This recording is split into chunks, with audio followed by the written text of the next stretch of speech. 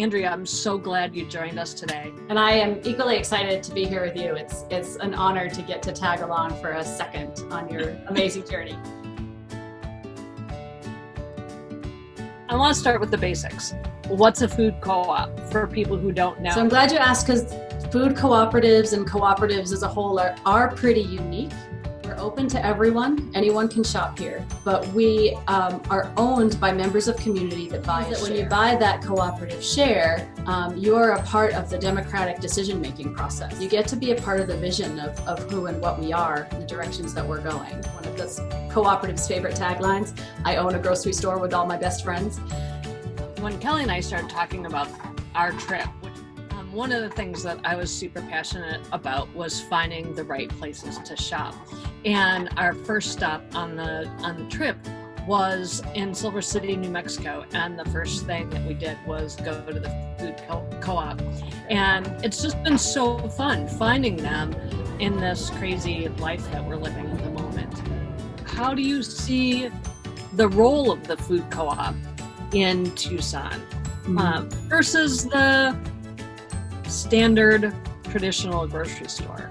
So we really are right in the center of 4th Avenue, which is the hub of creativity and art and music, and local food and local wine.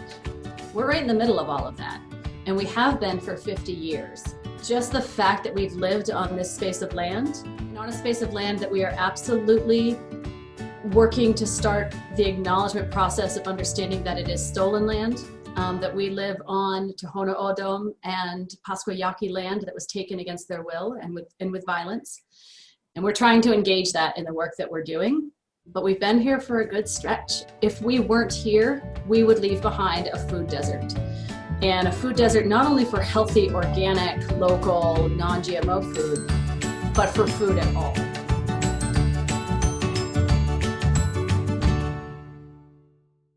There are things that you can find from co-op to co-op. Mm-hmm. My weakness is Barbara's cheese puffs. Yeah. Yep. I know I can find them when I go from a co-op to a co-op. They're the best cheese puffs ever, by the way. Agreed. It's ridiculous.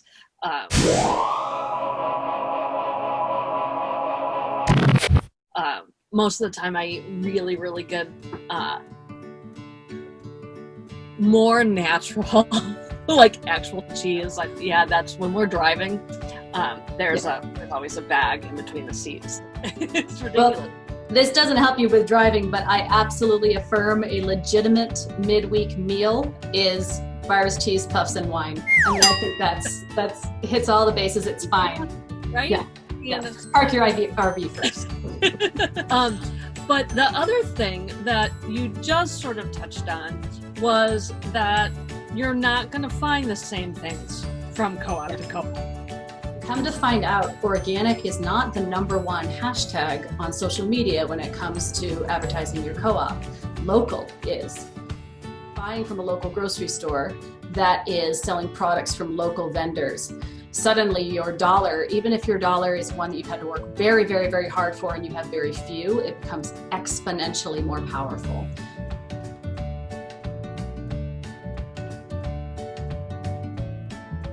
But it also means that you get this tremendous, pun intended, taste of this space that we live on that is completely unique to any other co-op.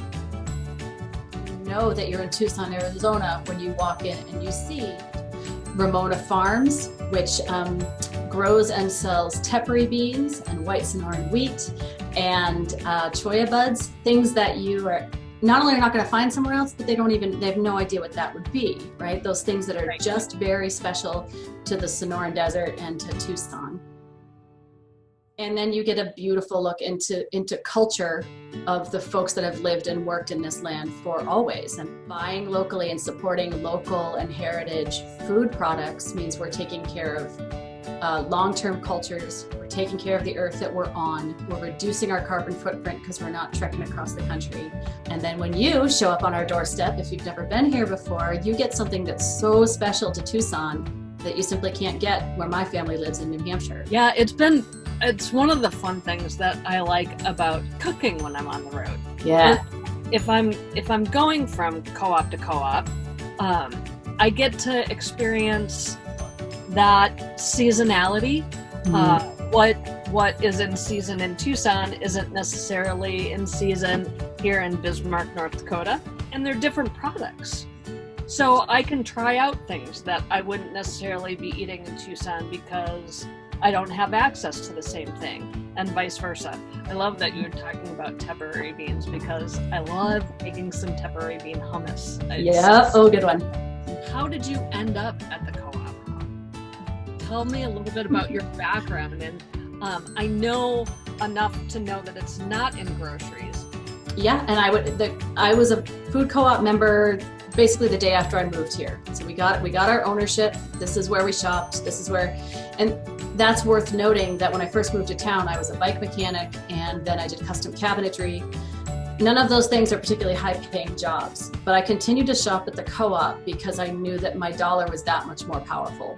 I wasn't willing to pivot my poverty on the poverty of others who weren't getting paid a fair wage for the food they were producing for us. My grocery bills were a bit higher, but I was also healthier and happier, and I was engaged in this community. So when I needed that in-between job, I knew exactly where to show up. So I worked the produce department for 6 or 8 months because Food Conspiracy is doing what it's doing, evolving and revolutionizing. Then we started thinking bigger thoughts, and I ended up here in this position. We share a little bit of a background. Yeah. You're a pastor's kid. I am. You have a seminary degree, and I think there's something interesting about coming at food justice, local communities, that is shaped a little bit by that. I noticed the framed artwork behind you. So let me start with the artwork. This is the Rise and Shine design, co-created by 2 artists here in Tucson, a woman of color and her husband, who, in response to the Black Lives Matter movement, needed to offer something back to the community that would invigorate and inspire and connect us. So the fist being the fist of the power that we feel when we gather in solidarity, crown being that of honoring the people who have been lost in the fight, remembering their name and remembering their righteousness. The heart right there in the palm, reminding us to do all of this work from our hearts, from a place of love and community.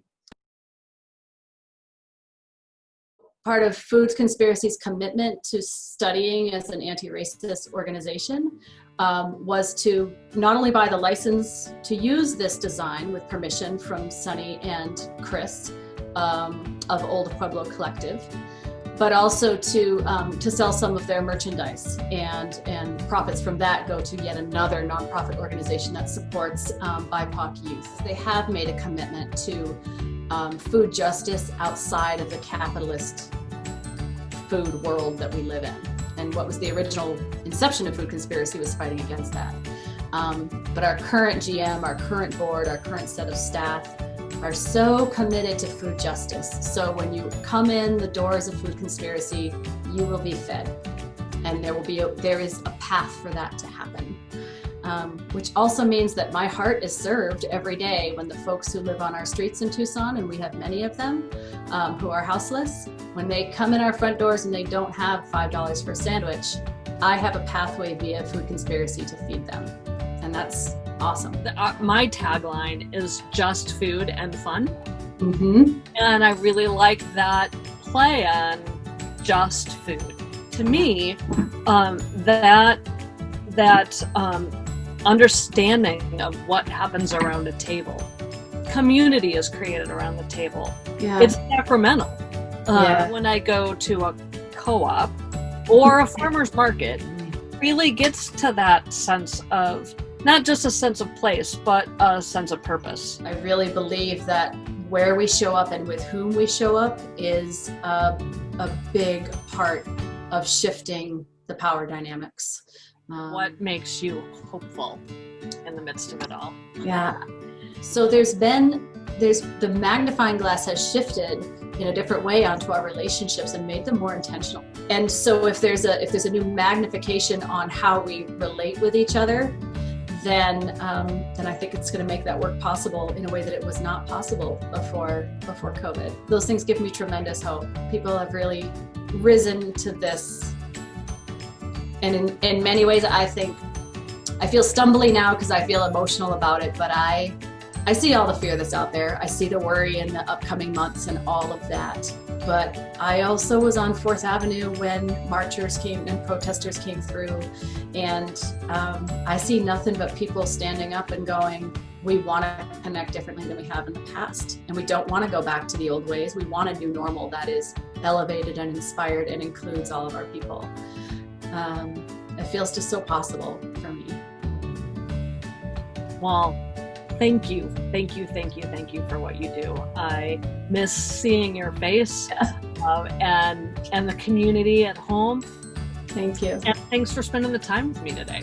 Absolutely. It was delightful. And we miss you folks. So have fun on your journeys, but come back someday.